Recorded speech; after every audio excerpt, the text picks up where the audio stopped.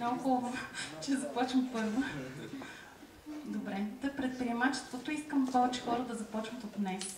Много хора смятат, че предприемачеството е мръсна работа и бизнесът е мръсна работа. Аз смятам, че тотално не е така, е точно обратното, защото всъщност тук има някакви културни наследни неща, като бизнесмените са гадни хора и така нататък, но всъщност много хора си казват, аз ще почна свой бизнес и не го започват.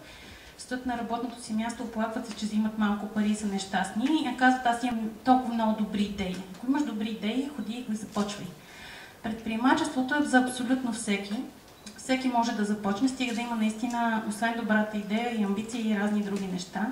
Но всъщност е глупаво да се каже, че не, аз не съм достатъчно учил или не съм готов да започна.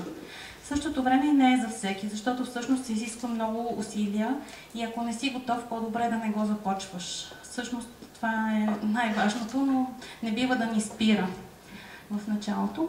Виждате какви сладки кучета съм наслала в презентацията си. Предприемачеството значи решителност и значи да се започне точно от днес, точно както с спирането на цигарите или отслабването. Нали? Да не казваме аз от утре. Не, започва се от сега и смело напред. Предприемачеството означава обаче също много работа. 24 часа, 7 дена. Много хора си мислят, сега като стана шеф, че няма да бачкам. Обратното, шефовете бачкат най-много и трябва да сме готови за това, защото просто няма начин. Още повече, че времето, в което живеем, е такова. Предприемачеството иска истинска страст. Това е нещо като любов. Обаче към това, което правиш и да не спираш да го правиш. Нали? Точно както любовта не те оставя на мира 24 часа и всъщност и да искаш не можеш да спиш, ти стануваш работата. Има още няколко съвета, които съм си намислила. Когато започваш, разкарай страхливците. Страхливците са по пътя ти, те само ще те спират.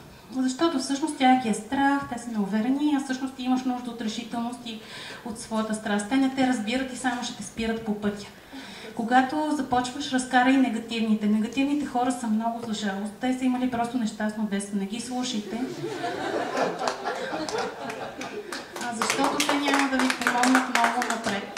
Всъщност на вас ви трябват само позитивни хора. Когато започвате, разкарайте и злобарите. Злобарите те завиждат, защото нямат вашата сила и вашата воля и вашите добри идеи. Затова по-добре да са далече, защото само ще ви дават лоши съвети, не ги слушайте, когато са наоколо, а си слушайте себе си. Разкарайте и песимистите. Песимистите, които казват, ама до година, ама то сега световна криза, ама какво ще правиш, бе ти лут ли си? Я по-добре си бачки тук за 500 кинта. Няма такова нещо. Разкарвате песимистите и започвате, защото знаете, че това е вашата страст и ще успеете.